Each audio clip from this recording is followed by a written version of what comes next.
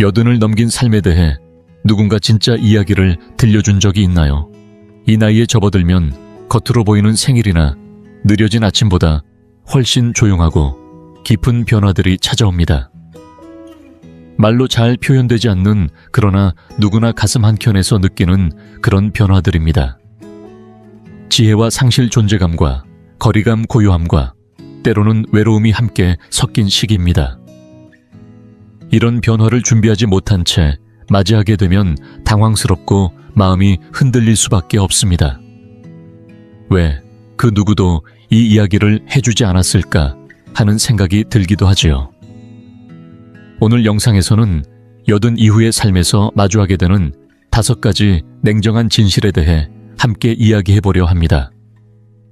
겁주거나 우울하게 만들려는 것이 아니라 있는 그대로를 마주하고 이해할 수 있도록 돕기 위해서입니다. 이런 변화를 미리 알면 두려움보다는 담담하게 마주할 수 있습니다. 줄어드는 인간관계, 예전 같지 않은 회복력, 불편하지만 피할 수 없는 의존, 점점 사회의 시선에서 멀어지는 느낌, 그리고 시간이 많아질수록 뚜렷해지는 오래된 후회와 사라진 목적의식까지, 이 모든 주제를 끝까지 함께 해주세요. 무겁게 느껴질 수도 있지만 그 속엔 받아들임과 회복력, 그리고 누구도 대신 정의할 수 없는 당신만의 품격 있는 삶이 담겨 있습니다. 여든 이후의 삶이 실제로 어떤 모습인지, 그리고 그 시간을 어떻게 흔들림 없이 걸어갈 수 있을지 지금부터 함께 나누어 보겠습니다. 물리적인 변화보다 먼저 다가오는 현실은 따로 있습니다. 여든을 넘기면 몸보다 더 먼저 조용히 사라지는 것이 있습니다. 바로 관계입니다. 오랫동안 곁을 지켜주던 사람들이 하나둘씩 떠나기 시작합니다. 예고도 없이 친구는 세상을 떠나고 이웃은 이사를 가며 형제자매의 전화는 점점 뜸해집니다. 매주 안부를 나누던 사람이 몇 달에 한 번 연락 오는 존재가 되기도 합니다. 그것은 당신 잘못도 그들의 잘못도 아닙니다. 단지 시간이 그렇게 흐른 것뿐입니다. 하지만 그렇다고 해서 그 빈자리가 덜 아픈 것은 아닙니다. 아무리 강하고 독립적인 사람이라 해도 그 공허함을 피해가기는 어렵습니다. 어느 날 아침 휴대전화가 예전처럼 울리지 않는다는 사실을 문득 깨닫습니다. 초대도 줄고 가족들의 방문도 짧아지고 어딘가 마음이 바빠 보입니다. 여전히 사랑은 있지만 관심은 점점 얇아지고 있습니다. 저마다의 삶에 치여 당신의 자리는 조금씩 뒤로 밀려납니다. 그렇게 삶을 풍성하게 해주던 소소한 일상과 대화, 웃음들이 점점 줄어들고 어느 순간 고요함이 당신의 일상이 됩니다. 누구도 이런 상황을 미리 알려주지 않습니다. 67까지만 해도 주변은 여전히 북적이고 안부도 자주 오갔습니다. 하지만 여든을 넘기면 변화는 조용히 찾아옵니다. 눈치채기도 전에 당신은 대화를 따라가기보다 앞서가게 되고 어느 순간 자신이 남아있는 사람이 되었다는 사실을 깨닫게 됩니다. 서울 성북구에 사는 84세 박정호 어르신이 떠오릅니다. 매일 아침 동네 커피숍에 들러 같은 자리에 앉던 분입니다. 직원들은 주문을 묻지 않아도 알아서 준비했고 친구들도 따로 연락하지 않아도 자연스레 모였습니다. 그것이 오랜 시간 이어진 일상의 리듬이었죠. 하지만 시간이 지나면서 친구들이 하나둘 사라졌습니다. 어떤 이는 세상을 떠났고 어떤 이는 요양병원에 들어갔고 또 어떤 이는 운전이 어려워져 발길을 끊었습니다. 어느 날 박 어르신은 조용히 말씀하셨습니다. 예전엔 여길 들어서기만 해도 이름을 불러주는 소리가 있었는데 요즘은 그냥 구석자리에 앉아있는 노인네 한 명일 뿐이야. 그 외로움은 꼭 눈물로 드러나지 않습니다. 밥 먹고 나서 감도는 긴 침묵 혼자 걷는 길이 너무 조용하게 느껴질 때 그런 순간들이 더 아프게 다가옵니다. 나를 정말 잘 아는 사람의 목록이 점점 줄어든다는 사실, 그리고 그걸 막을 수 없다는 현실. 그 침묵은 때로 눈물보다 무겁습니다. 하지만 이 현실을 직시한다는 건 포기하는 것이 아니라 준비할 수 있다는 뜻입니다. 누군가의 문이 닫혔다면 내가 먼저 또 다른 문을 두드릴 수 있습니다. 교회 소모임, 작은 동네 모임, 직접 먼저 거는 안부 전화, 혹은 손편지 한 장으로도 새로운 연결은 시작됩니다. 여든이 넘은 지금 관계는 예전처럼 저절로 찾아오지 않습니다. 이제는 스스로 찾아 나서야 합니다. 그리고 그것은 용기가 필요한 일입니다. 하지만 당신은 이미 여기까지 살아왔습니다. 그 용기 이미 당신 안에 있습니다. 여든을 넘기면 몸은 더 이상 조용히 신호를 보내지 않습니다. 이제는 속삭임이 아니라 분명하고 뚜렷한 목소리로 말합니다. 예전엔 며칠이면 사라지던 통증이 이제는 한 달이 지나도 옅어지지 않고 낮잠 한 번으로 사라지던 피로가 이틀, 사흘씩 이어집니다. 무리한 움직임도 없었고 음식도 조심했는데 어느 날 저녁이 되면 어딘가 이상하다는 느낌이 몸 전체를 감쌉니다. 어지럼증 묘하게 아픈 다리 잘 낫지 않는 기침 하나가 당신을 병원 대기실에 앉혀놓고 낯설고 차가운 말들을 듣게 만듭니다. 정밀검사 입원 가능성 경과 관찰. 예전 같으면 푹 쉬고 나면 괜찮아질 일이 이젠 더 이상 그렇게 단순하지 않습니다. 이 시기의 가장 큰 어려움은 단지 통증이 아닙니다. 예측할 수 없다는 것, 바로 그것입니다. 먹는 것 조심하고 무리하지 않고 잠도 충분히 자며 몸을 아껴도 어느 순간 몸은 나도 모르는 선택을 하기 시작합니다. 내가 원하지도 않은 변화를 조용히 그리고 강하게 밀고 들어옵니다. 계단에서 잠깐 중심을 잃은 것 하나가 몇 주 동안의 회복으로 이어지고 작은 장염 하나가 일주일 내내 당신을 지치게 만듭니다. 그리고 다시 나아진다 해도 예전처럼 완전히 돌아오지 않습니다. 균형 감각은 묘하게 흐트러지고 숨 쉬는데도 힘이 들어갑니다. 예전 같던 회복력은 사라지고 남은 건 느려진 회복과 조심스러워진 일상입니다. 서울 마포구에 사는 81세 김영자 할머니는 매우 부지런하고 활기찬 분이었습니다. 직접 가꾼 마당에서 정원을 돌보고 근처 골목을 산책하며 동네 독서 모임에도 빠짐없이 참석하던 분이었죠. 어느 날 장미가지를 정리하다가 가볍게 넘어졌습니다. 큰 부상은 아니었지만 그 이후로 상황은 달라졌습니다. 문제는 다친 게 아니라 그 후였어요. 김 할머니는 이렇게 말했습니다. 며칠만 쉬면 다시 돌아갈 줄 알았는데 몸은 그걸 끝이라고 받아들였던 것 같아요. 짧은 휴식은 몇 달의 체력 저하로 이어졌고 예전 같던 자신감은 조금씩 멀어졌습니다. 이 시기가 무서운 이유는 조심한다고 해도 내 몸이 내 뜻대로 되지 않을 수 있다는 점입니다. 하지만 이 진실을 아는 것만으로도 우리에겐 선택이 생깁니다. 이제는 내 몸의 에너지를 더 현명하게 다루게 됩니다. 무조건 달리는 것이 아니라 내 페이스를 찾고 조절하게 됩니다.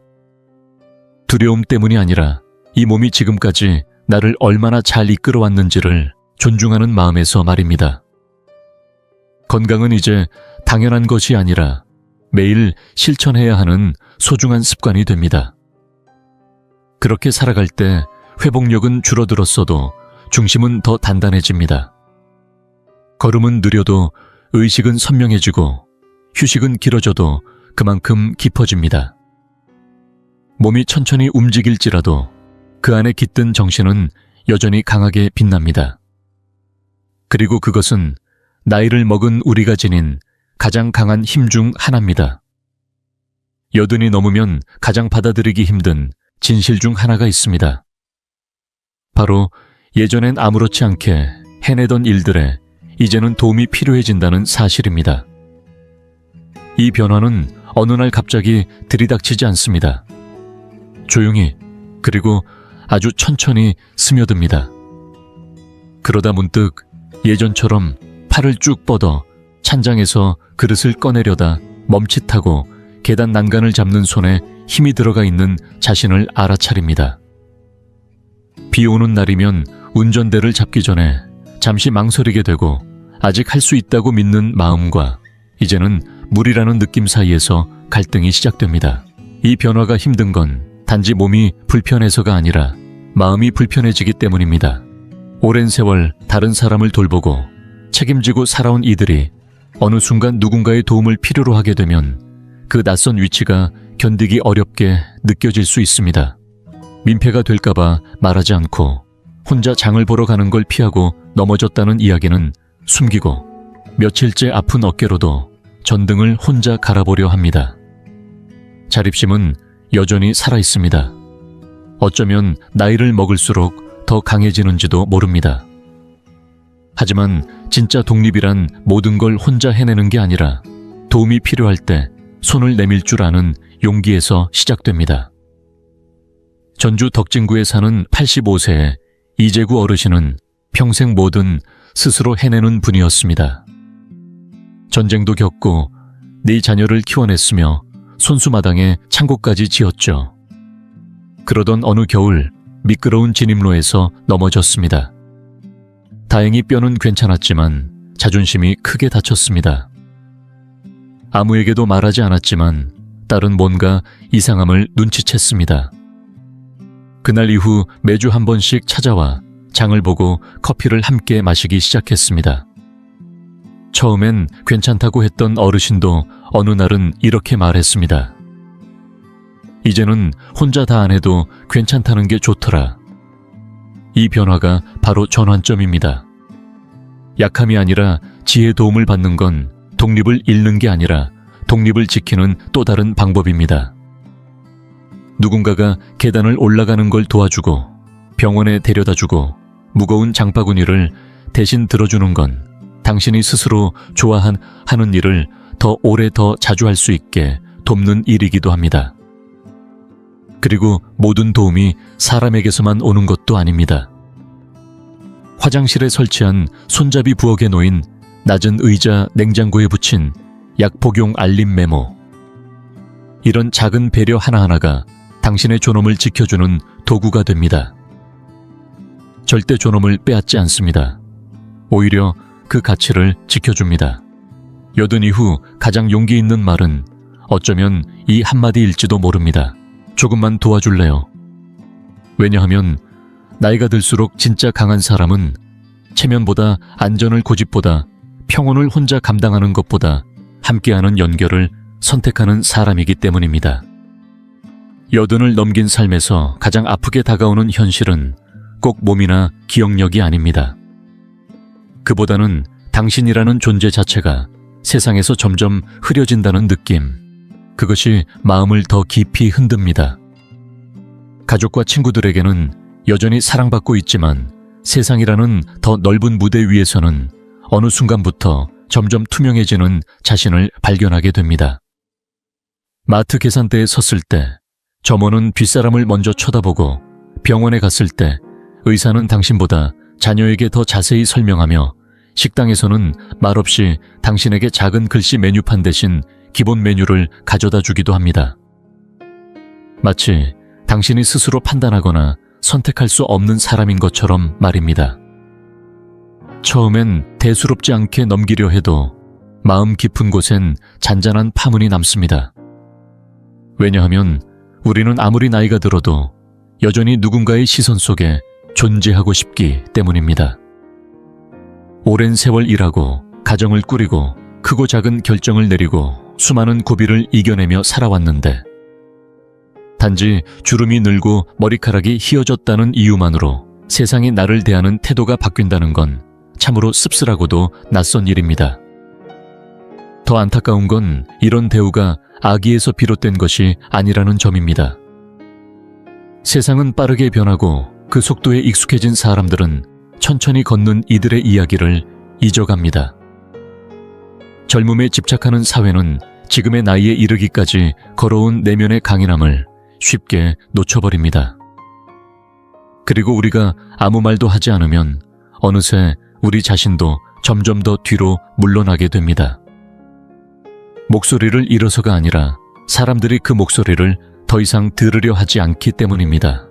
86세의 윤인자 할머니는 서울 중구의 한 작은 근현대사 전시관에서 오랫동안 자원봉사를 하셨습니다. 그분은 그 시대를 직접 살아낸 증인이자 누구보다 정확한 지식을 가진 분이었지요.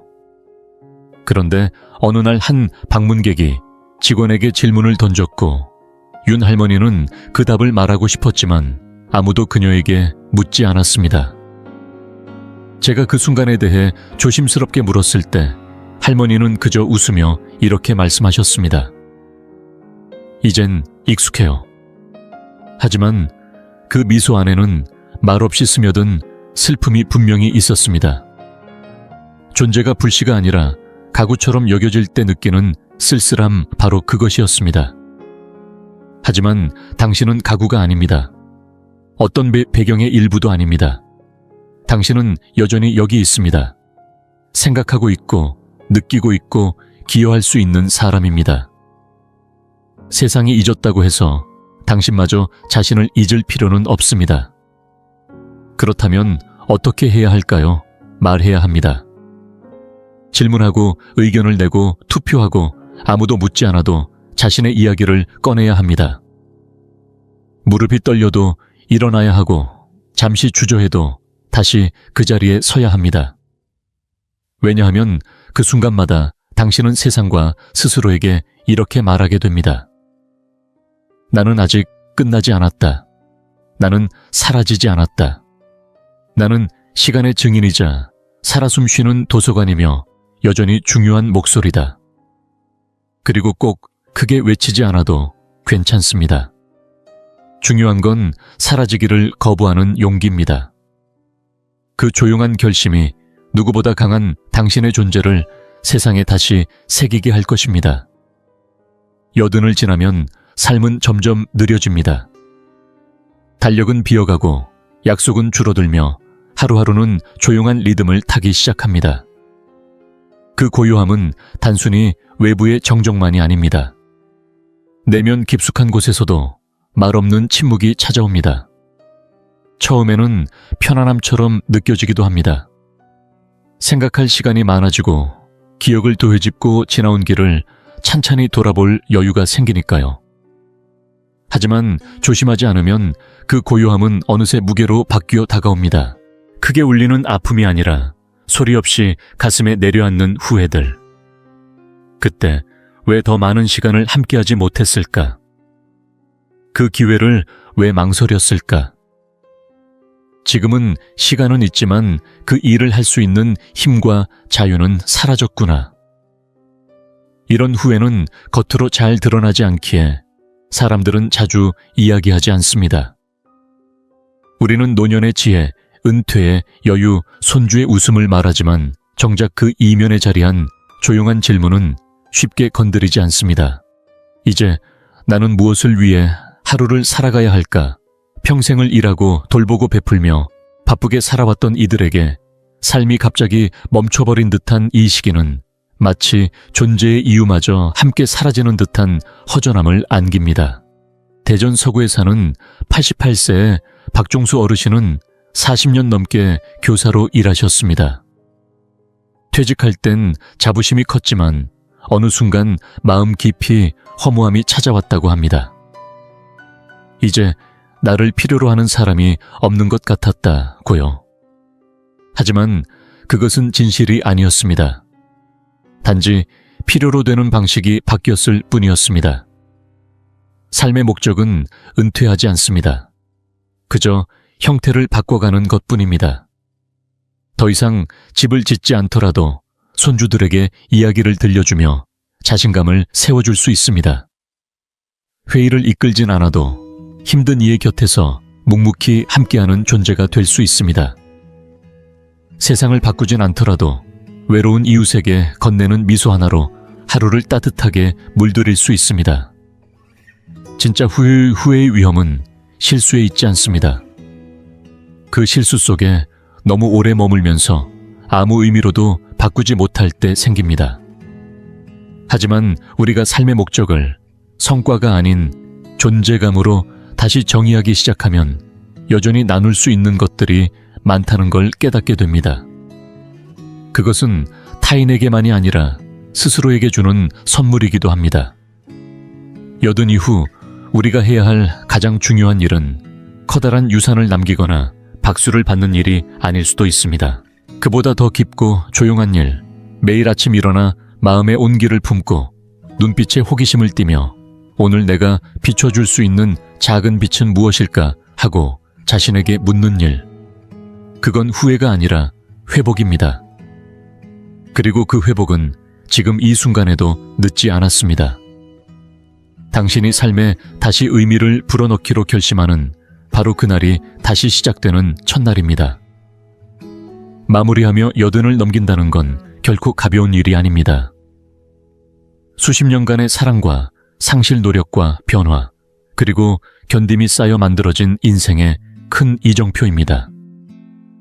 하지만 그 힘만큼 새로운 과제도 함께 찾아옵니다.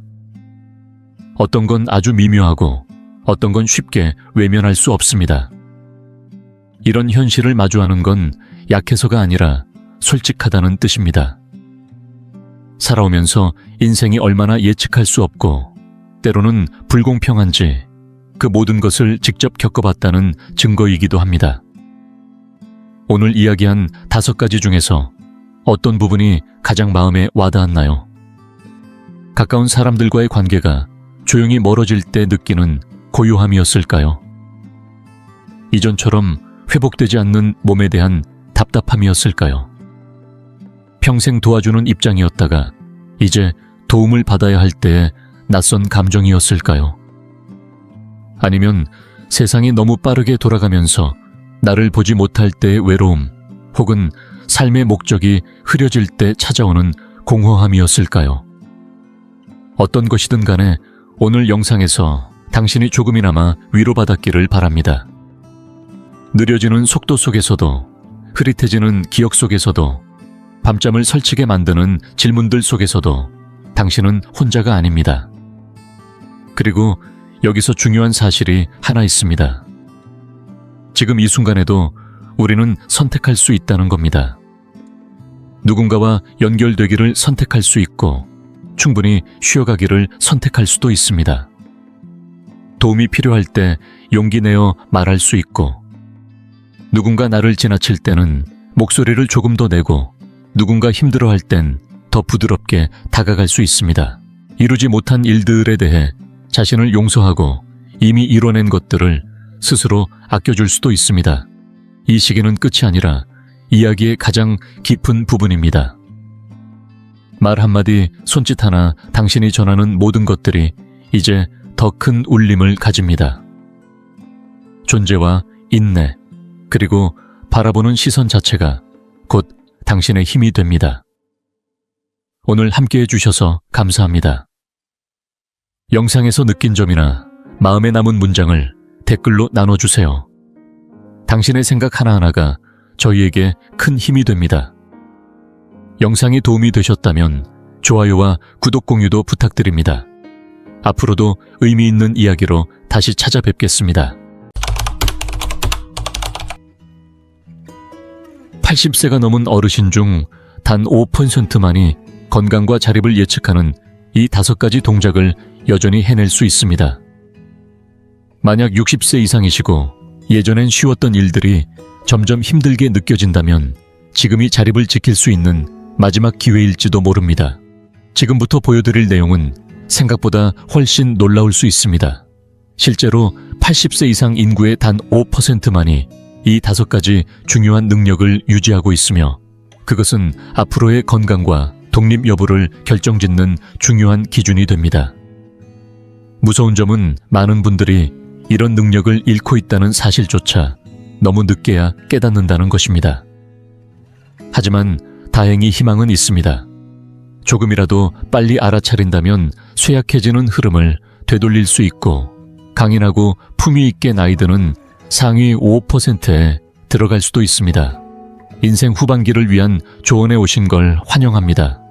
저는 여러분이 건강하고 당당하게, 그리고 스스로 살아갈 수 있도록 돕기 위해 이 자리에 있습니다. 오늘 영상은 노년기의 방향을 완전히 바꿔줄 수 있는 내용입니다. 지금부터 80세 이상 어르신 중 단 5%만이 여전히 할 수 있는 5가지 기본 능력을 알려드리겠습니다. 중요한 점은 이것이 단순한 재주가 아니라는 겁니다. 의학 연구에 따르면 이 능력들은 앞으로의 건강 상태와 움직임 자립 여부까지 예측할 수 있는 핵심 지표입니다. 혹시 지금은 못하더라도 걱정하지 마세요. 이 영상을 끝까지 보시면 다시 회복할 수 있는 방법을 분명히 알게 되실 겁니다. 병원에서도 쉽게 알려주지 않는 이 중요한 정보를 놓치지 않도록 구독과 알림 설정을 해두시길 바랍니다. 오늘 영상이 끝날 무렵엔 내 몸의 현재 상태를 파악하고 앞으로 무엇을 하면 좋을지 분명해질 것입니다. 앞으로의 여러분 자신이 분명히 고마워할 시간입니다. 첫 번째는 한쪽 다리 들고 서 있기 테스트입니다. 상상해보세요. 서울 종로에 사는 78세 김순자 할머니는 어느 아침 양말을 신으려고 하다가 깜짝 놀랐습니다. 서랍장에 손을 짚지 않으면 한쪽 다리로 서 있을 수가 없었던 겁니다. 그때는 몰랐습니다. 그 사소한 불편함이 앞으로의 삶을 얼마나 크게 예고하고 있었는지를요. 충격적인 사실을 말씀드리겠습니다. 80세 이상 어르신 중 단 5%만이 한쪽 다리로 30초 이상 버틸 수 있습니다. 왜 이 테스트가 중요할까요? 이 간단한 동작 하나가 앞으로의 건강 상태를 누구보다 정확하게 보여주는 지표이기 때문입니다. 과학적으로도 증명됐습니다. 한쪽 다리로 균형을 유지할 수 있는 능력은 낙상 위험과 밀접하게 연결되어 있습니다. 낙상은 현재 노년기 사망 원인 중 가장 치명적인 사고입니다. 나이 들수록 그 변화는 빠르게 찾아옵니다. 60세에는 평균 25에서 30초 정도입니다. 70세가 되면 이 숫자는 15에서 20초로 줄어듭니다. 80세가 되면 대부분 제대로 서 있지 못합니다. 혹시 지금 여유가 있으시다면 잠깐 멈추고 직접 테스트해보세요. 벽 근처에서 안전하게 시도하시고 몇 초나 버티는지 댓글로 나눠주세요. 이건 단순한 균형 문제가 아닙니다. 이 몇 초 안에 귀의 평형감각 근육의 힘, 몸의 위치, 감지 능력, 그리고 뇌신경 기능까지 모두 종합적으로 작동합니다. 연구 결과에 따르면 10초도 버티지 못하면 낙상과 골절, 그리고 독립생활 상실 위험이 매우 높아집니다. 반면 30초 이상 안정적으로 유지할 수 있다면 같은 나이대에서도 신체 기능이 수십 년은 젊은 상태라고 봐도 무방합니다.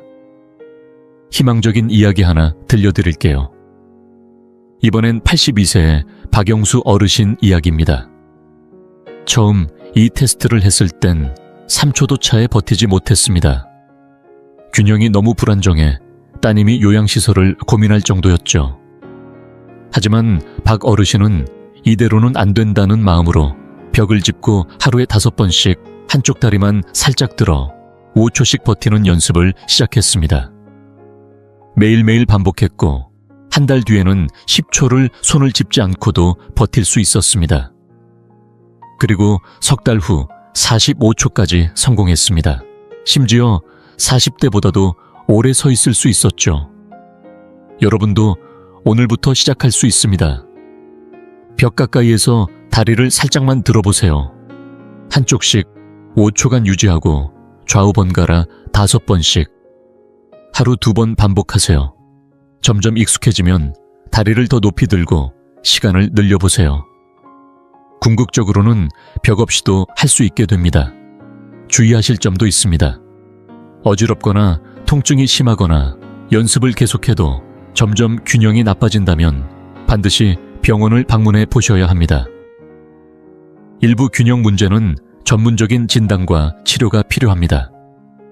하지만 이게 끝이 아닙니다. 두 번째 테스트는 지금보다 더 깊고 결정적인 예측 신호를 담고 있습니다. 지금 바로 이어서 확인해 보세요. 두 번째는 의자에서 일어서기 테스트입니다. 75세인 전주에 사는 이정숙 할머니는 어느 날 문득 이상한 점을 느꼈습니다.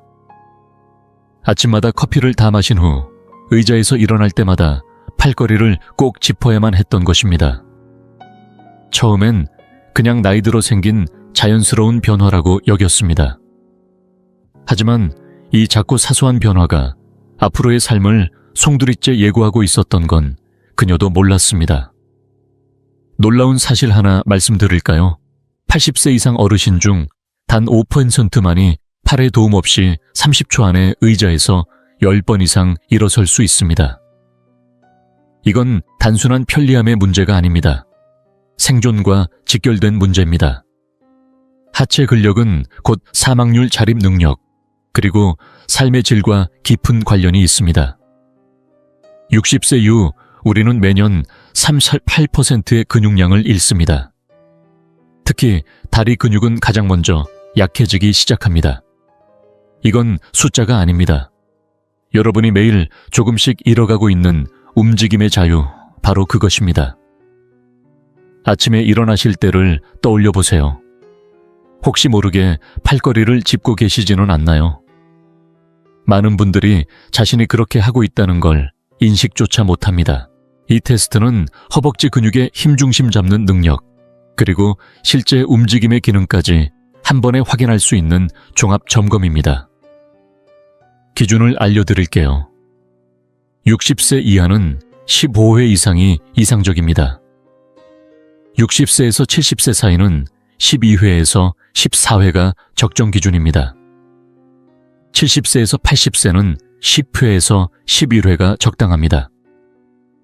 만약 80세 이상이신데도 10회를 무리 없이 수행하신다면 이미 상위 5%에 해당하시는 분입니다. 이 테스트를 할 때 우리 몸속에서는 어떤 일이 벌어질까요? 허벅지 근육이 온몸의 무게를 중력에 맞서며 들어올립니다. 복부 근육은 척추를 안정적으로 지지하고 균형 감각은 넘어지지 않도록 자세를 유지시켜주며 심장은 운동하는 근육에 혈액을 효율적으로 보내줍니다. 불과 30초 만에 몸 전체의 건강 상태를 가늠할 수 있는 아주 효과적인 검사입니다. 이번에는 77세인 김형석 어르신의 이야기를 들려드릴게요. 불과 6개월 전만 해도 그는 좋아하는 소파에서 일어나기 위해 두 팔을 짚어야 했고 식탁에서 일어날 땐 손자의 손을 빌려야 했습니다. 체력뿐만 아니라 자존감마저 무너지는 기분이었다고 말했습니다. 하지만 김 어르신은 결심했습니다. 더 이상 무력하게 나이 들어가지 않겠다고. 처음에는 팔의 도움을 받으며 의자에서 일어나기 시작했고 그 과정에서도 다리 근육을 의식하며 사용하는 데 집중했습니다. 그리고 점차 팔을 사용하지 않고 가슴 위에 팔짱을 끼고 일어서기를 시도했습니다. 그 결과 2달 만에 10회를 거뜬히 해냈고 지금은 무려 18회나 가능해졌습니다. 심지어 50대 아들보다도 더 낫다고 하네요. 여러분도 오늘부터 따라 해보실 수 있습니다. 튼튼한 의자에 앉아 두 발은 어깨 너비로 벌리고 바닥에 고르게 딛습니다. 가슴 위로 팔짱을 끼고 오직 다리 힘만으로 천천히 일어나고 다시 앉습니다. 처음엔 하루 3번 한 번에 5회씩 시도하세요. 익숙해지면 이틀에 한 번 정도씩 한 회씩 늘려가면 됩니다. 중요한 건 자세입니다. 허리를 곧게 펴고 상체를 살짝 앞으로 기울여 일어나며 반동을 쓰지 마세요. 처음엔 팔이 필요하다면 최소한으로만 사용하고 하체 사용을 의식하는 게 중요합니다. 자주 하는 실수도 짚어드릴게요. 몸을 앞뒤로 흔들어 반동으로 일어나려 하거나 숨을 참거나 통증을 무시하고 무리하는 것입니다. 근육의 피로감은 자연스러우나 날카로운 통증이 있다면 즉시 멈추어야 합니다. 다음으로 소개할 테스트는 평소 건강하다고 자신하던 분들도 깜짝 놀랄 만큼 어려운 검사입니다. 그리고 가장 위험한 낙상을 예방하는 데 결정적인 역할을 합니다. 지금 바로 이어서 확인해 보세요. 세 번째는 뒤로 걷기 테스트입니다. 72세의 대구에 사는 박영희 할머니는 어느 날 부엌에서 끓는 냄비를 피하려고 뒷걸음질을 하다 중심을 잃고 거의 넘어질 뻔했습니다. 그 순간 깜짝 놀랄 사실을 깨달았습니다. 앞으로 걷는 건 괜찮은데 뒤로 걷는 건 전혀 되지 않았던 겁니다. 그 일은 박 할머니의 노화에 대한 생각을 완전히 바꾸게 만들었습니다. 여기 충격적인 진실이 있습니다. 80세 이상 어르신 중 단 5%만이 아무런 지지 없이 망설임 없이 뒤로 20보를 걸을 수 있습니다. 이건 단순한 보행 문제가 아닙니다. 일상 속에서 위험을 피하고 사고를 막기 위해 뇌가 얼마나 복잡한 움직임을 조절할 수 있느냐의 문제입니다. 뒤로 걷는다는 건 단순한 방향 전환이 아닙니다. 균형 감각 공간, 인지력 인지처리 능력 등 자립 생활을 가능하게 해주는 핵심 기능들이 모두 동원됩니다. 특히 평소와는 다른 신경 경로를 활성화시키기 때문에 뇌는 훨씬 더 정교하게 움직여야 합니다. 혹시 지금 가능하시다면 조용한 곳에서 직접 해보세요. 누군가 옆에 있어 주시고 뒷걸음으로 천천히 몇 걸음 걸어보세요. 느낌이 확연히 다르실 겁니다. 앞으로 걷는 것과 뭐가 다른지 댓글로 공유해 주세요. 뒤로 걷는 동안 우리의 뇌는 어떤 일을 하고 있을까요? 시각은 뒤를 볼 수 없기 때문에 방향 안내를 하지 못합니다. 대신 몸의 위치 감지 기능인 고유 감각 그리고 귓속 평형 기관이 그 역할을 대신하게 됩니다. 뇌는 이 모든 감각들을 통합해 몸의 위치를 파악하고 근육을 조정해 균형을 유지하게 합니다.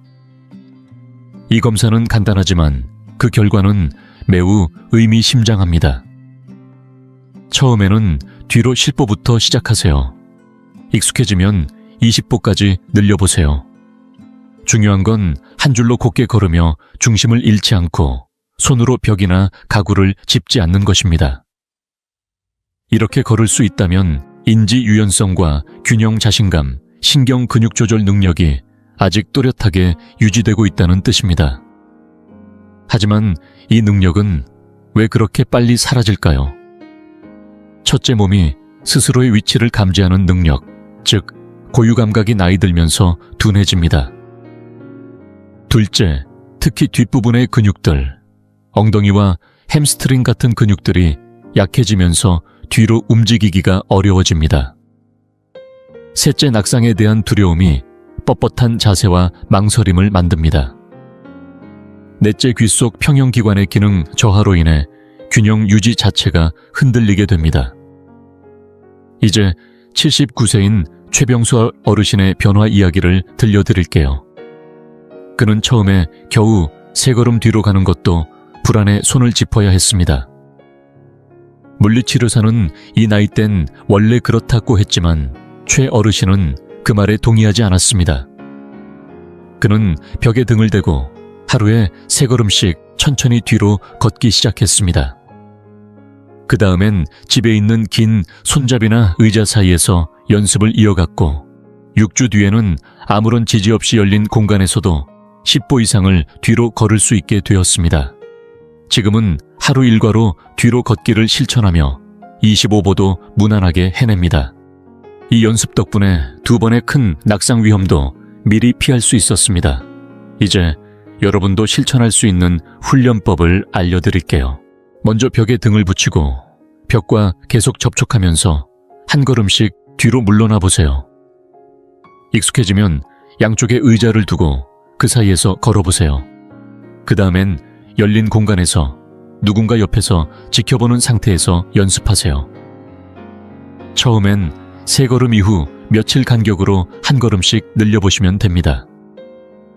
주의사항도 있습니다. 항상 누군가 곁에 있어야 하고 바닥에 장애물이 없어야 합니다. 미끄럼 방지 신발을 신으시고 어지럽거나 불안정함을 느낀다면 즉시 멈추세요. 심한 평형장애나 최근 낙상 경험이 있다면 이 운동은 적합하지 않을 수 있습니다. 그리고 이어질 다음 테스트는 아마 여러분이 오랜 세월 동안 한 번도 해본 적이 없을지 모릅니다. 하지만 그것은 여러분의 자립 능력을 지키는 결정적인 열쇠가 될 수 있습니다. 계속해서 확인해 보세요. 네 번째는 일어나 걸어 다시 앉기라는 아주 단순해 보이는 테스트입니다. 그런데 이 간단한 동작이 여러분의 건강 상태를 가장 명확하게 보여주는 신호가 될 수 있다는 걸 알고 계셨나요? 80세인 부산 하운대에 사는 이명자 어르신은 병원에서 의사에게 다음과 같은 요청을 받았습니다. 의자에서 일어나 복도 끝까지 걸어가신 뒤 다시 돌아와서 앉아보세요. 단순히 들리지만 실제로 해보니 상황은 달랐습니다. 원래는 12초 안에 마칠 수 있는 동작인데 그녀는 1분이 넘게 걸렸습니다. 그날의 검사 결과는 그녀의 노후 계획을 통째로 바꾸어 놓았습니다. 전 세계 의학계에서 이 동작은 고령자의 이동성과 자립 가능성을 판단하는 중요한 기준으로 사용되고 있습니다. 실제로 80세 이상 어르신 중 단 5%만이 이 테스트를 12초 이내에 무리 없이 해낼 수 있습니다. 이 테스트는 단순한 동작처럼 보이지만 실은 몸의 여러 기능이 동시에 작동해야 가능한 전신 종합 검사입니다. 근력, 균형 감각 보행, 안정성 뇌 처리 속도, 낙상 위험까지 하나의 흐름 안에서 모두 드러납니다. 방법은 이렇습니다. 손잡이나 의자의 도움 없이 앉은 자리에서 일어납니다. 약 3m 정도를 걸어간 뒤 돌아서 다시 걸어오고 원래 자리에 조심스럽게 앉습니다. 이 전 과정을 시간으로 측정합니다. 지금 가능하시다면 옆에 누군가 계신 상태에서 직접 해보세요. 몇 초가 걸렸는지 시간을 재보고 댓글로 함께 나누어 주세요. 결과 해석은 다음과 같습니다. 10초 이내라면 매우 양호한 상태이며 낙상 위험이 낮다고 볼 수 있습니다. 10초에서 12초 사이는 기능적 이동성은 있지만 주의가 필요한 상태입니다. 13초에서 19초는 이동에 제약이 있고 중간 정도의 낙상 위험이 있는 상태입니다. 20초가 넘는다면 낙상 가능성이 높고 보조기구나 도움을 고려해야 할 수 있습니다. 이제 이 동작 안에서 실제로 무엇이 작동하고 있는지를 하나씩 풀어보겠습니다. 의자에서 일어설 때는 허벅지 앞쪽 근육과 복부의 안정성이 핵심 역할을 합니다. 앞으로 걷는 동안에는 걸음걸이의 보폭의 안정성, 그리고 움직임에 대한 자신감이 확인됩니다. 방향을 전환할 때는 회전 시의 균형 능력과 공간 감각이 드러납니다.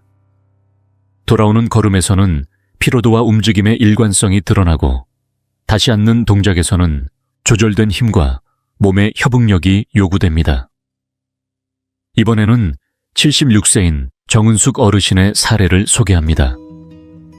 그녀는 처음 이 테스트를 받을 당시 28초가 걸렸습니다. 의사는 낙상 위험이 높다고 판단하고 보행기를 추천했지만 정 어르신은 쉽게 포기하지 않았습니다.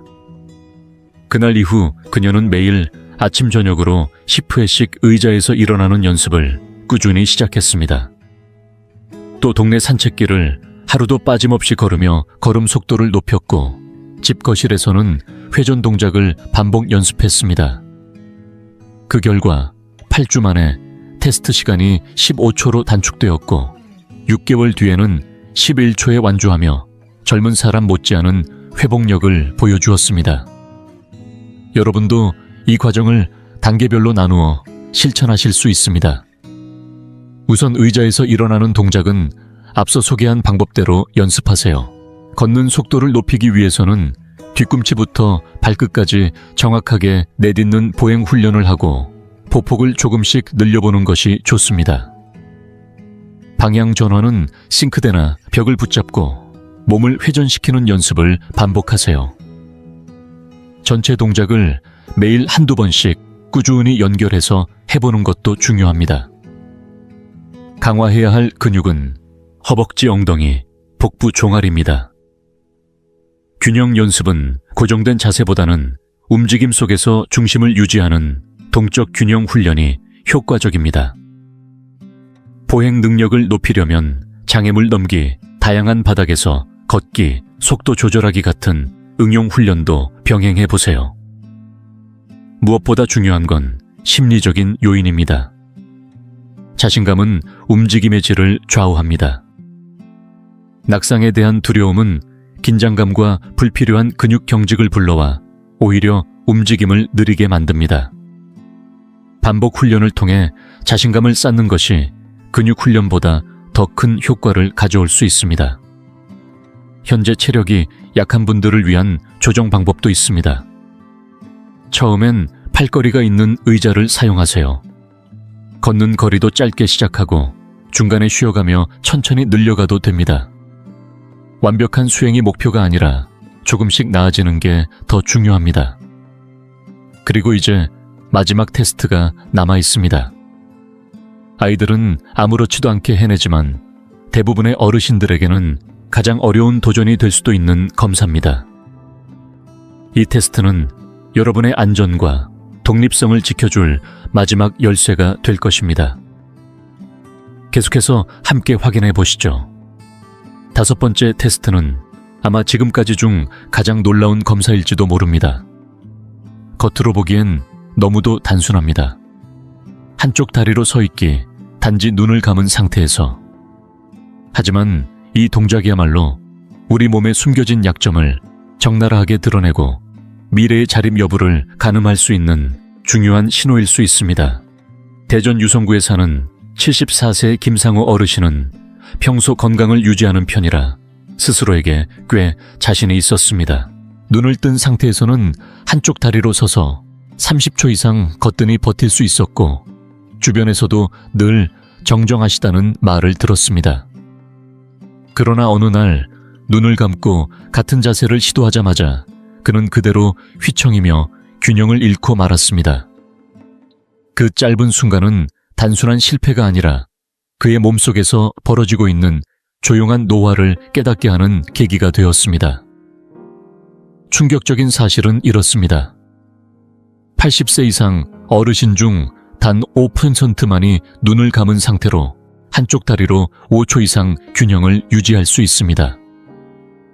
이 테스트는 단지 근력이나 균형을 보는 것이 아니라 몸의 3가지 핵심 시스템을 점검하는 것입니다. 귀 속의 평형 감각을 담당하는 전정계 근육과 관절에서 신호를 보내는 고유 수용 감각, 그리고 뇌가 이 모든 감각을 통합하여 몸의 위치를 인지하는 감각 통합 기능까지 모두 포함됩니다. 특히 어두운 공간이나 시야가 제한된 상황에서 낙상을 방지하는데 이 3가지는 결정적인 역할을 합니다. 생각해보세요. 밤에 화장실에 가기 위해 조용히 일어나 복도를 걷는 순간들, 혹은 불을 켜지 않고 부엌으로 향하는 짧은 동선들. 이때 눈에 보이는 정보는 거의 없기 때문에 여러분의 몸은 오직 귀와 근육 감각, 그리고 뇌의 협업에만 의존하게 됩니다. 이 시스템 중 하나라도 미세하게 약해진다면 그 결과는 넘어짐 골절 혹은 병원 생활로 이어질 수 있습니다. 나이가 들수록 이 능력은 조용히, 그러나 급격하게 약해집니다. 그 사실을 모른 채 살아가는 분들이 대부분이기에 이 테스트는 더욱 중요합니다. 지금 안전한 공간에 계시다면 벽이나 손잡이 가까이에 서서 조심스럽게 한쪽 발을 들어보세요. 눈을 감은 채 얼마나 오래 버틸 수 있는지 직접 경험해 보시길 권합니다.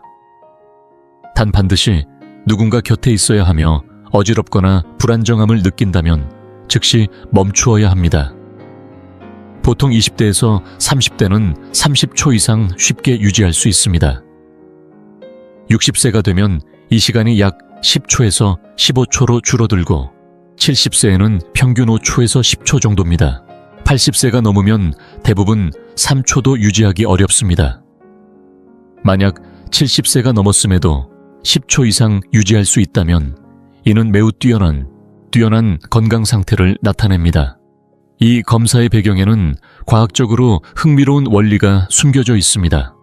귀 속의 작은 결정들이 머리의 움직임과 위치를 감지하고 근육과 관절에는 몸의 위치를 뇌로 전달하는 미세한 센서들이 자리 잡고 있습니다.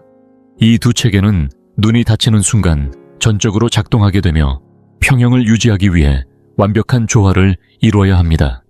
눈을 감는다는 간단한 행위가 사실은 우리 몸이 얼마나 정교한 시스템에 의존하고 있는지를 보여주는 강력한 증거입니다. 이와 관련해 81세의 윤정희 어르신 이야기를 나누고 싶습니다. 그녀는 딸과 단둘이 살고 있었고 처음 이 테스트를 시도했을 때 눈을 감자마자 중심을 잃고 비틀거리며 그대로 앉아야 했습니다.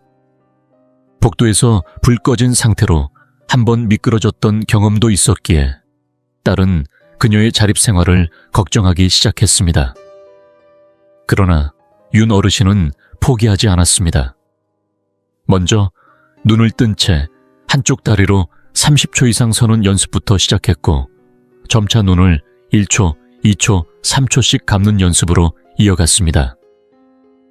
그녀는 고유 감각을 단련하기 위해 푹신한 매트나 다소 울퉁불퉁한 바닥 위에서 연습을 이어갔고 몸의 감각에 더 집중하는 법을 배워갔습니다.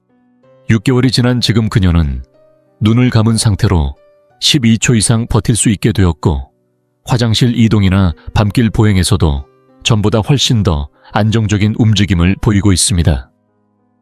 여러분도 단계별로 훈련을 시작하실 수 있습니다. 먼저 눈을 뜬 채로 한쪽 다리로 서는 자세를 30초까지 안정적으로 유지해 보세요.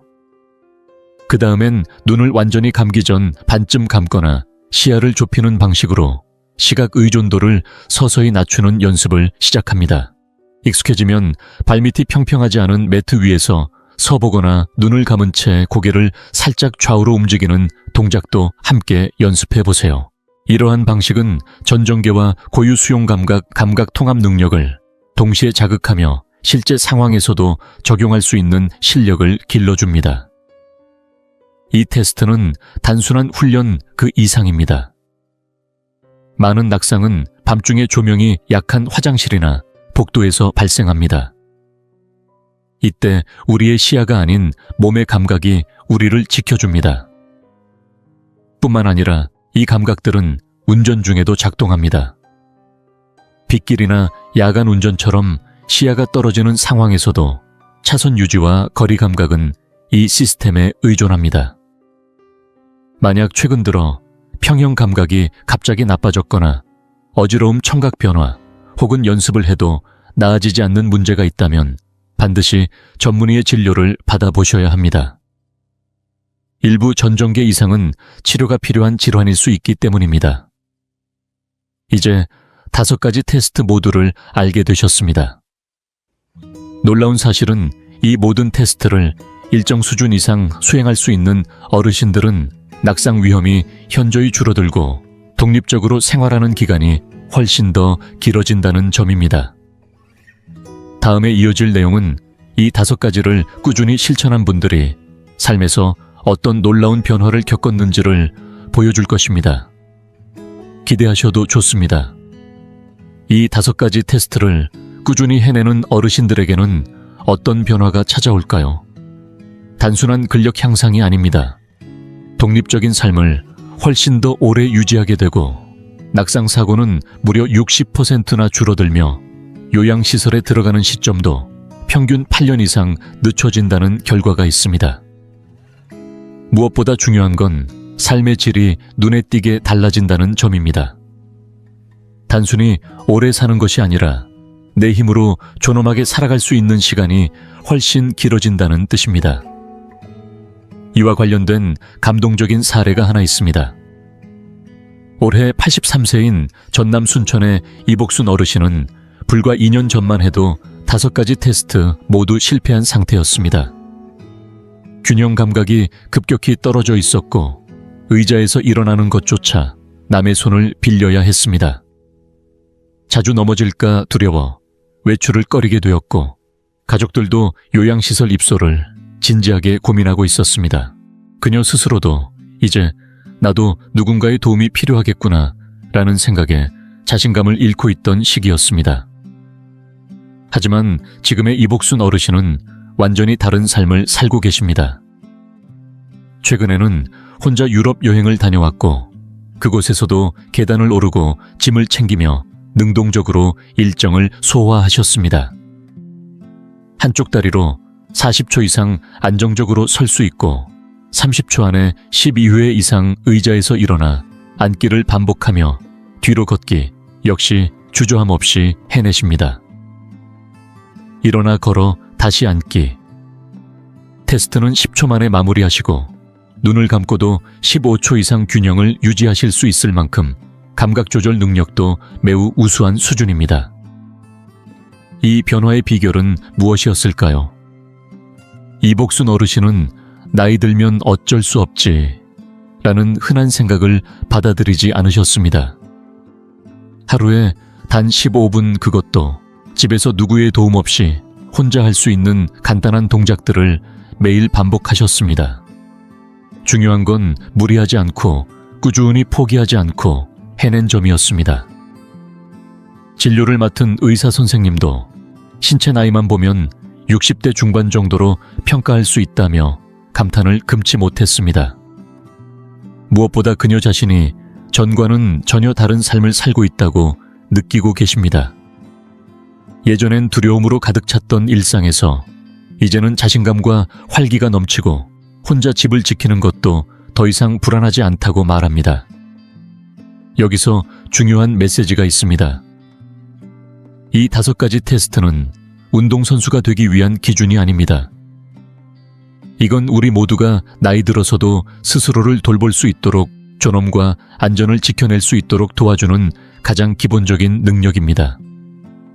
실제로 이 능력을 꾸준히 관리하고 훈련해낸 분들은 원래부터 운동을 좋아하셨던 분들이 아닙니다. 오히려 아주 평범한 분들이 내 몸이 보내는 작은 신호를 놓치지 않고 거기서 멈추지 않았기 때문에 가능한 일이었습니다. 지금 여러분이 이 테스트들을 해낼 수 있는지, 여분은 앞으로의 삶이 어떤 방향으로 흘러갈지를 누구보다 정확하게 예측해 줍니다. 하지만 희망적인 소식도 있습니다. 지금부터 시작해도 결코 늦지 않았다는 사실입니다. 변화는 거창한 계획이 아니라 오늘 하루의 작은 실천에서 시작되니까요. 혹시 이 영상을 보시고 나는 어디쯤에 와 있는 걸까 생각하게 되셨다면 지금 이 순간이 바로 전환점일 수 있습니다. 어떤 테스트가 가장 놀라웠는지, 어떤 부분에서 어려움을 느꼈는지 댓글로 함께 나눠주세요. 그 경험 하나하나가 다른 어르신들에게도 큰 용기와 도움이 될 수 있습니다. 그리고 이 영상이 누군가에게 필요한 이야기라면 지금 그분에게 공유해 주세요. 지금 여러분의 선택이 앞으로 10년 후에 독립과 존엄을 지켜주는 첫걸음이 될 수 있습니다. 오늘 그 선택을 함께 시작해 보시죠. 어느 날 갑자기 도움이 필요할 때 아무도 곁에 없다면 어떨까요? 이건 상상만의 이야기가 아닙니다. 지금도 수많은 어르신들이 혼자 살고 있고 그 중에는 혼자의 삶을 즐기는 분도 있지만 보이지 않는 위험과 마주하고 있는 분들도 많습니다. 현재 우리나라에서도 65세 이상 어르신의 4명 중 1명 이상이 혼자 지내며 안전 문제나 갑작스러운 사고 깊은 외로움에 시달리곤 합니다. 그렇다면 누구도 곁에 없을 때 어떻게 하면 스스로를 지키며 살아갈 수 있을까요?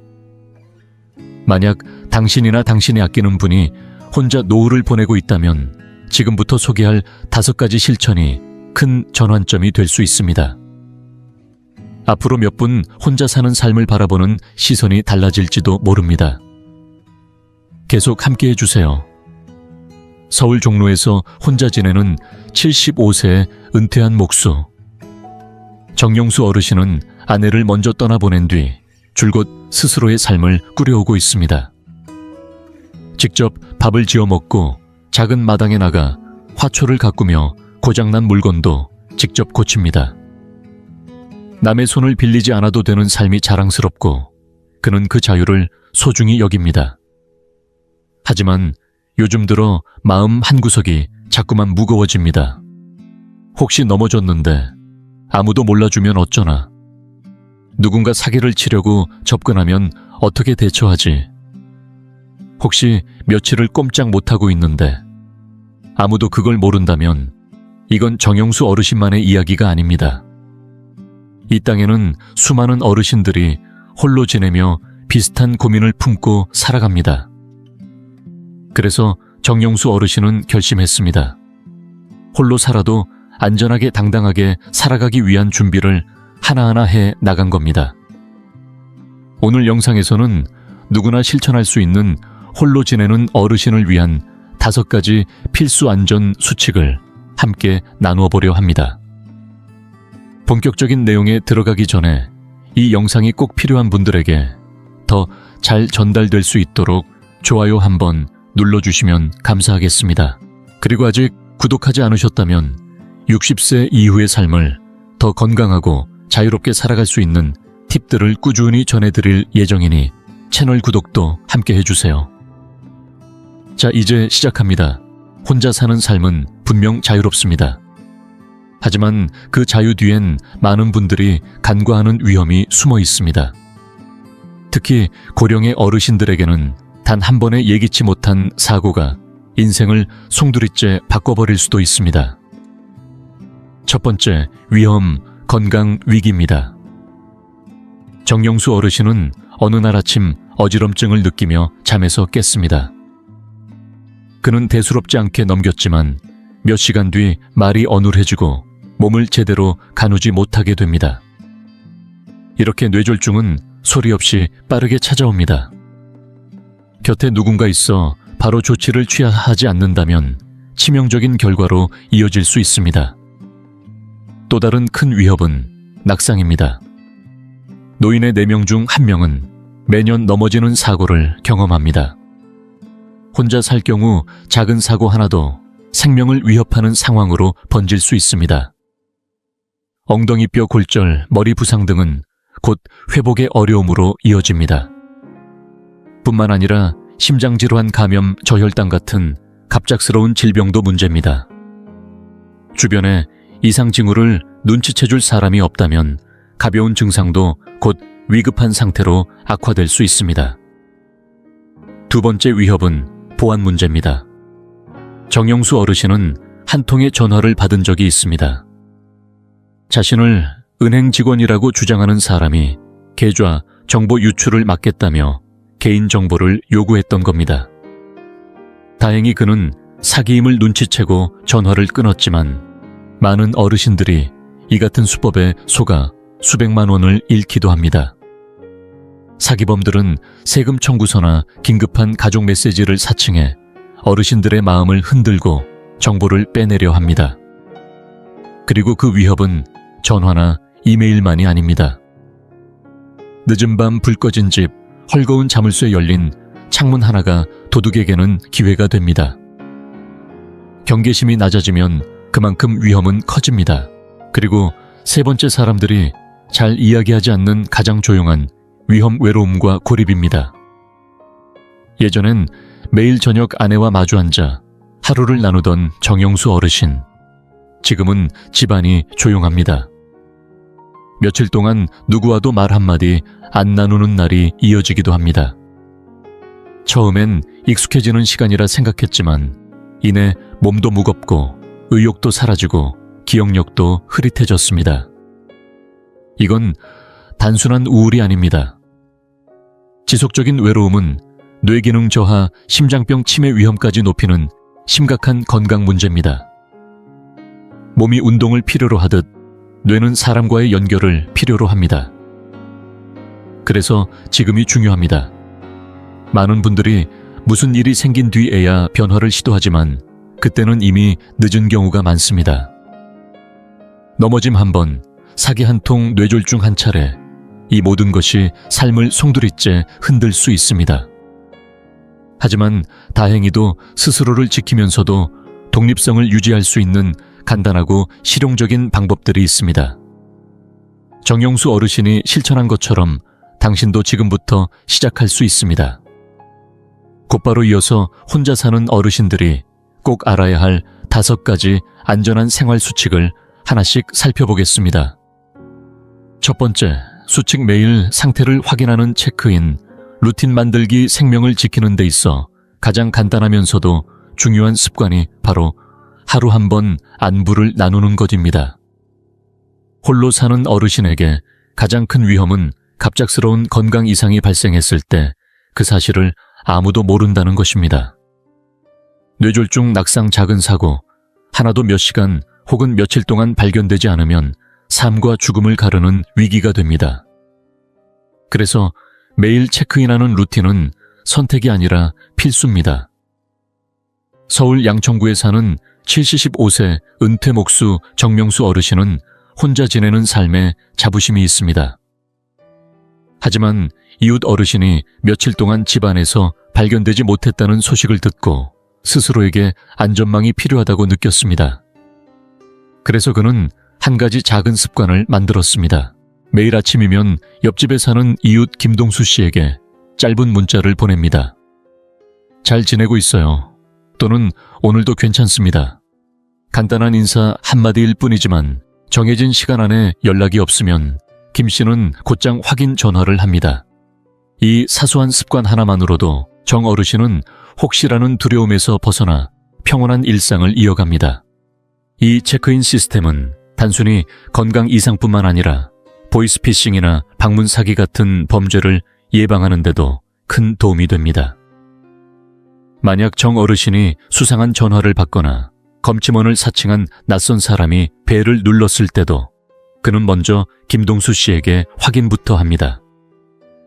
누군가에게 한번 물어볼 수 있는 창구가 있다는 것, 그 자체가 실수를 막아주는 방패가 됩니다. 그렇다면 이 체크인 습관을 어떻게 만들 수 있을까요? 방법은 아주 쉽습니다. 함께할 사람을 정하세요. 가족, 친구, 이웃 누구든 좋습니다. 당신의 하루를 기억해 줄 수 있는 사람이라면 됩니다. 기술을 활용하세요. 문자 대신 자동 알림 기능이 있는 앱을 사용할 수도 있고, 움직임이 없을 때 자동으로 연락을 보내는 스마트 센서 기기도 요즘 흔해졌습니다. 일정한 시간에 정기적으로 아침 인사, 저녁 전화, 마당에서의 손인사 등 어떤 방식이든 하루 한 번 누군가와 연결되어 있다는 리듬이 필요합니다. 무엇보다 좋은 점은 이 시스템이 삶의 방식이나 자율성을 바꾸지 않아도 된다는 것입니다. 가족과 함께 살 필요도 없고 누군가에게 의존할 필요도 없습니다. 단지 누군가가 나를 기억하고 있다는 안심, 그 한 가지로도 삶은 훨씬 더 안전해집니다. 그리고 꼭 혼자 사는 어르신뿐만 아니라 지방에 혼자 사는 청년이나 지병이 있는 분들에게도 이 시스템은 유용합니다. 당신의 하루가 누군가와 연결되어 있다는 사실, 그 한 줄의 문자, 그 짧은 확인 전화가 생명을 지키는 열쇠가 될 수 있습니다. 당신은 어떠신가요? 당신만의 체크인 계획이 있나요? 혹시 없다면 지금이 바로 시작할 때입니다. 댓글로 당신의 아이디어를 나눠주세요. 당신의 경험이 또 다른 누군가의 안전을 지켜줄지도 모릅니다. 다음 영상에서는 집안에서 가장 흔하게 발생하는 사고를 미리 막을 수 있는 생활 속 안전 업그레이드 방법을 알려드릴 예정입니다. 끝까지 함께해 주세요.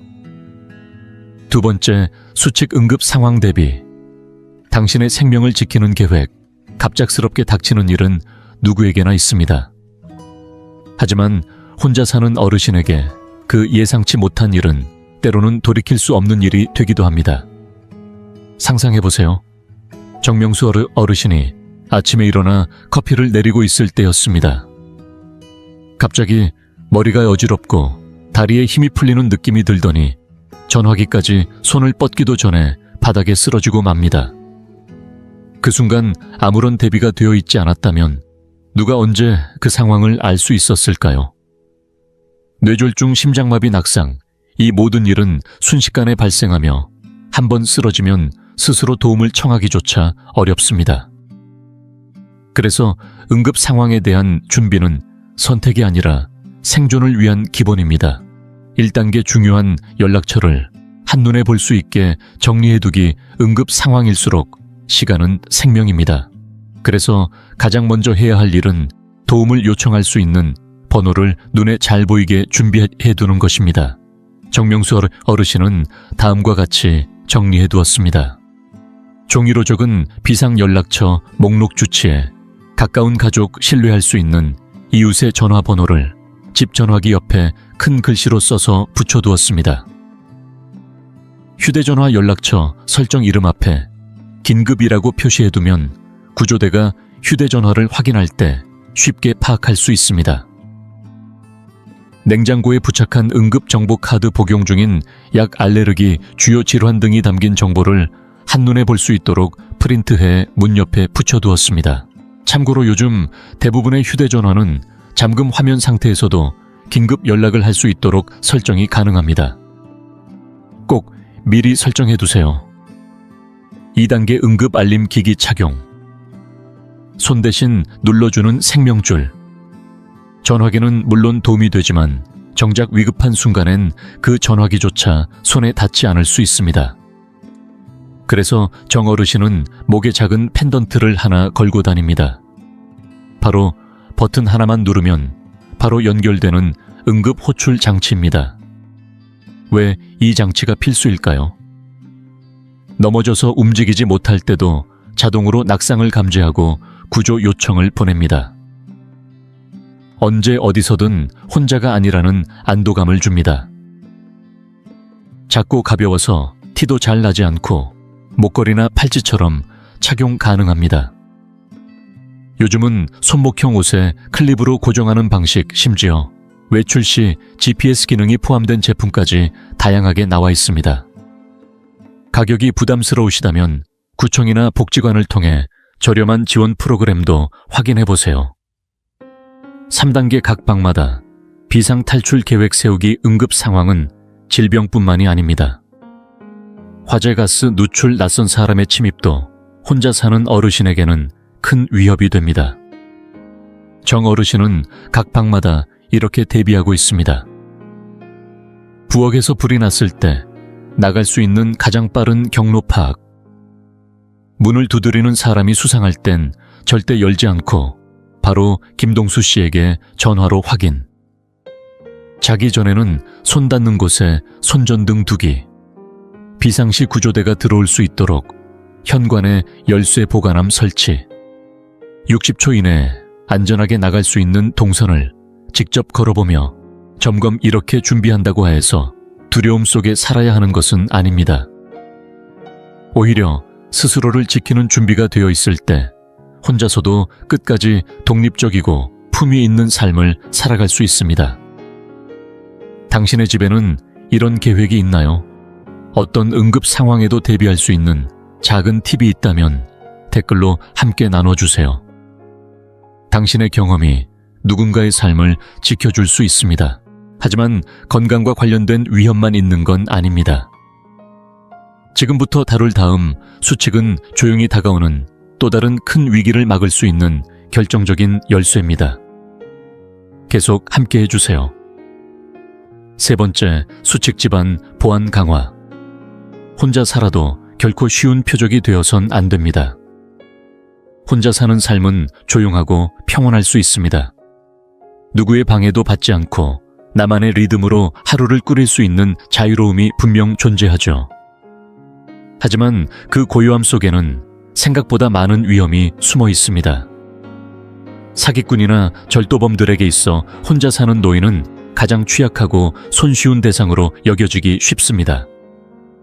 그러나 진실은 분명합니다. 우리는 약자가 아니라는 사실을 스스로 증명할 수 있습니다. 서울 마포구에서 홀로 살아가는 75세의 정명수 어르신은 수년간 스스로의 안전을 지키기 위한 노력을 게을리하지 않았습니다. 괜찮겠지 라는 안일함 대신 그는 스스로 지킬 수 있는 방법을 하나하나 실천해 왔습니다. 그리고 지금 그가 실천하는 보안 수칙은 누구나 따라할 수 있을 만큼 간단하면서도 강력합니다. 우선 집에 물리적 보안을 강화하는 것부터 시작해야 합니다.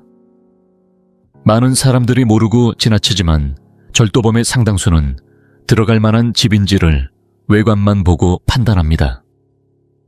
정 어르신은 가장 먼저 현관문의 자물쇠를 튼튼한 이중 잠금 장치로 교체했습니다.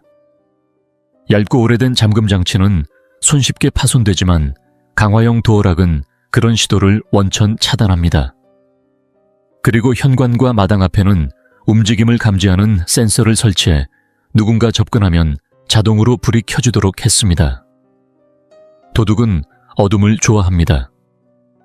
밝은 조명만으로도 범죄를 사전에 차단할 수 있다는 사실 많은 어르신들이 모릅니다. 또한 정 어르신은 문 앞에 방문자가 올 경우 문을 열지 않고도 누가 왔는지 확인할 수 있도록 영상이 가능한 초인종을 설치했습니다. 이는 혼자 사는 어르신에게 필수입니다. 낯선 사람이 초인종을 누를 때마다 불안에 떨며 문 앞으로 나가는 일은 더 이상 없습니다. 혹시 영상 장비 설치가 어렵다면 보안회사 스티커 하나만 붙여두어도 도둑들의 접근을 망설이게 할 수 있습니다. 단지 보안에 신경 쓰고 있다는 인식만으로도 위협은 줄어듭니다. 하지만 진짜 무서운 건 문을 열지 않아도 들어오는 전화 한 통의 사기입니다. 정 어르신도 한 번은 은행을 사칭한 전화를 받은 적이 있습니다. 고객님의 계좌에 이상 거래가 감지되었습니다. 지금 바로 확인이 필요합니다. 라는 말에 순간 당황했지만 그는 늘 기억하고 있던 원칙 하나를 지켰습니다. 개인정보는 절대 전화로 알려주지 않는다. 그는 전화를 끊고 직접 거래 은행에 전화해 확인했습니다. 당연히 아무 문제도 없었습니다. 이처럼 사기범들은 긴장감과 위기감을 조성해 어르신들이 당황한 틈을 타 개인정보를 빼내갑니다.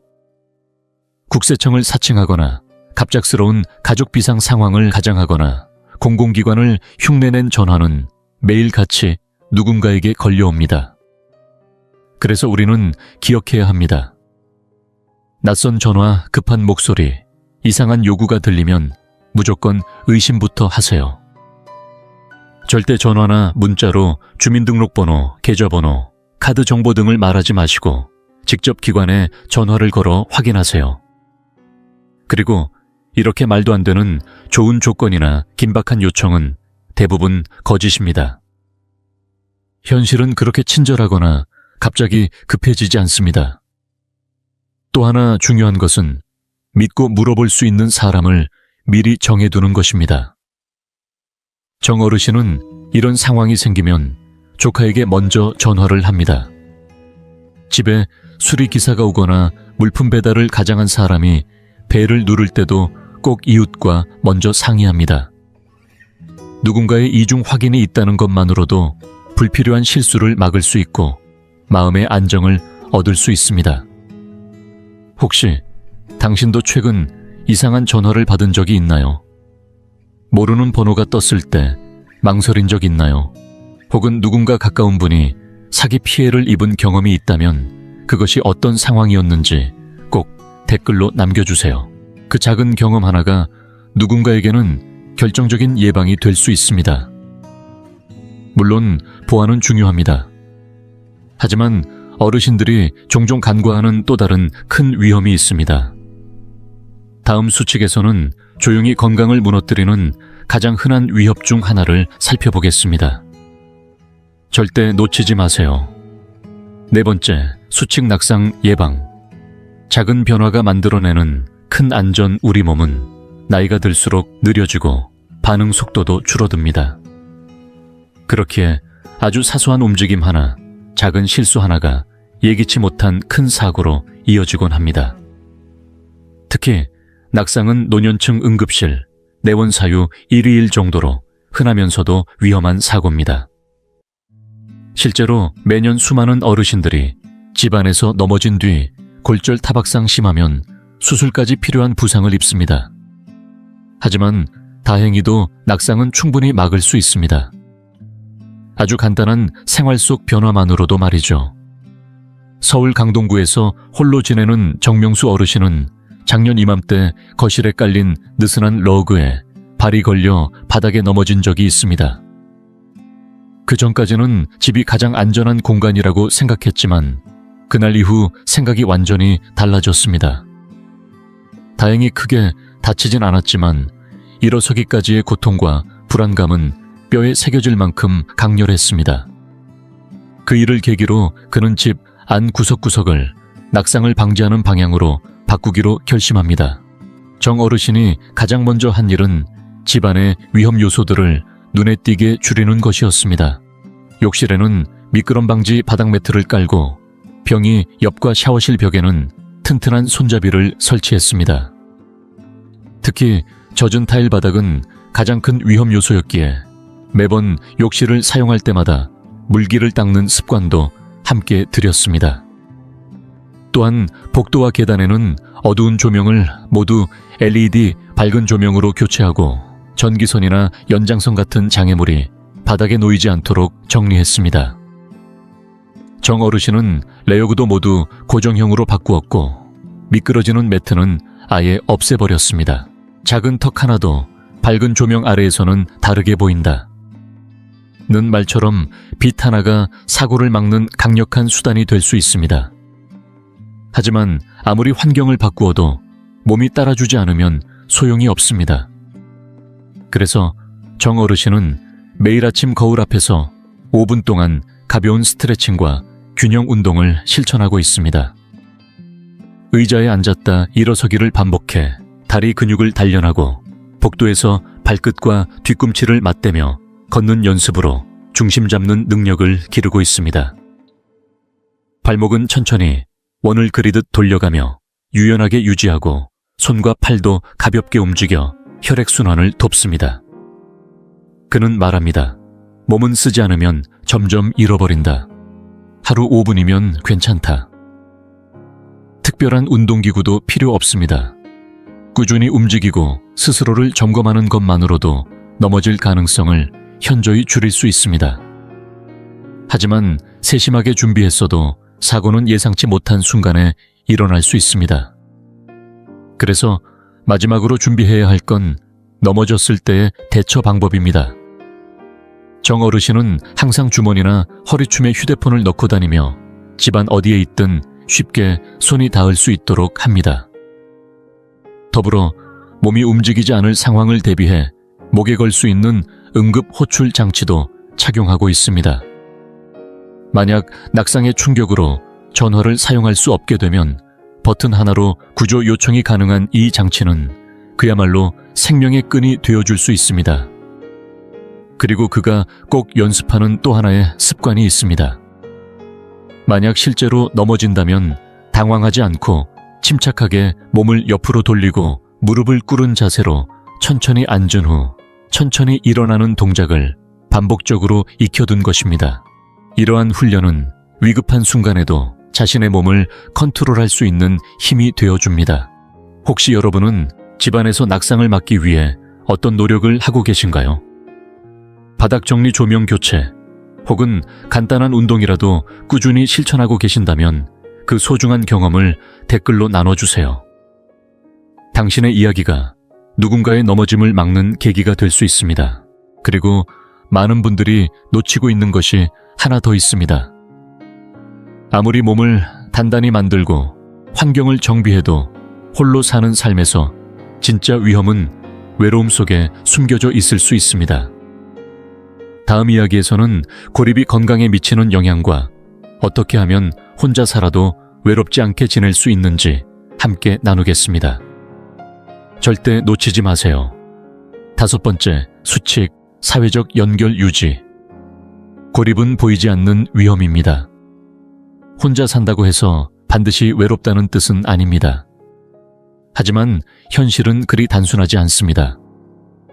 많은 어르신들이 홀로 지내는 삶과 외로움을 구분하지 못한 채 조용히 그리고 천천히 안으로 무너지고 있습니다. 겉으론 멀쩡해 보여도 속으로는 말 한마디 나눌 사람이 없다는 생각에 무기력해지고 그 고요함은 결국 건강마저 갉아먹는 고독감이 되어버립니다. 연구에 따르면 지속적인 외로움은 하루에 담배 15개비를 피우는 것만큼이나 심혈관 질환과 치매 조기 사망의 위험을 높인다고 합니다.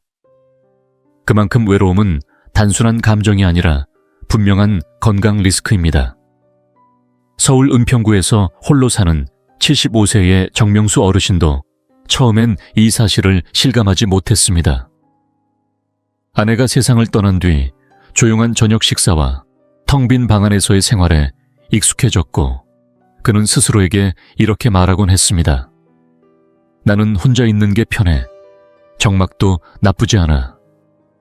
하지만 시간이 흐르면서 몸이 달라졌습니다.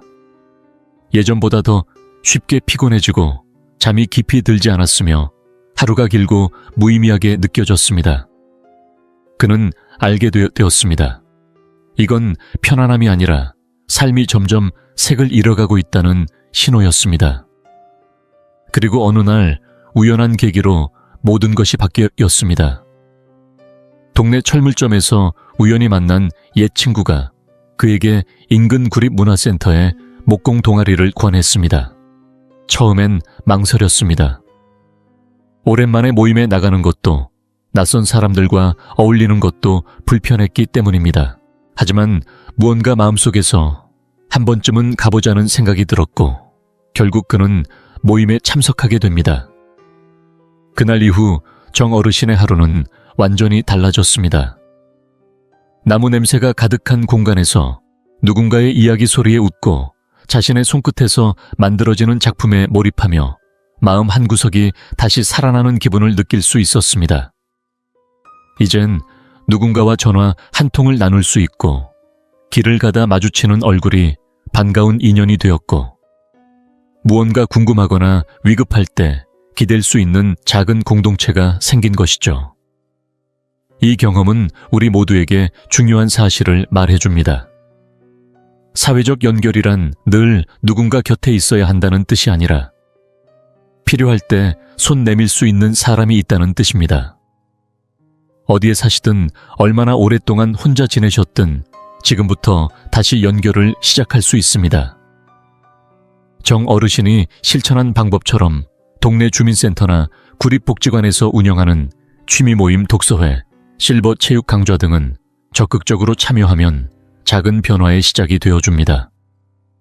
가족이나 친구에게 짧은 전화 한 통만으로도 하루의 기분이 달라질 수 있고 신앙 공동체나 자원봉사 활동은 더욱 깊은 관계를 만들어주기도 합니다. 요즘은 스마트폰만 있으면 비대면 모임도 참여할 수 있습니다.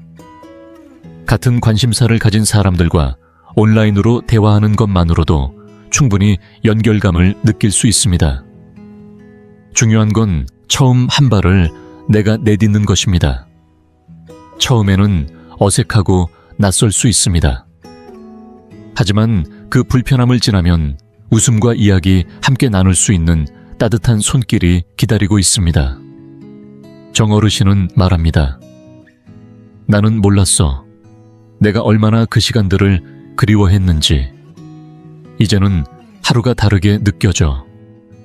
누가 내 안부를 궁금해해 준다는 것, 그게 이렇게 큰 힘이 될 줄 몰랐지. 당신은 어떤 방식으로 사람들과 연결되고 계신가요? 혼자 사는 시간을 건강하게 보내기 위해 실천하고 계신 방법이 있다면 댓글로 함께 나눠주세요. 당신의 작은 이야기가 누군가의 고립을 막아주는 따뜻한 다리가 되어줄 수 있습니다. 혼자 산다고 해서 반드시 외로운 건 아닙니다. 연결을 향해 단 한 걸음만 내딛어도 모든 게 달라질 수 있습니다. 정명수 어르신은 아주 작은 변화부터 시작했습니다. 매일 안부를 주고받는 습관, 응급 상황 대비, 집안 보안 점검, 낙상 예방, 그리고 사람들과의 소통까지.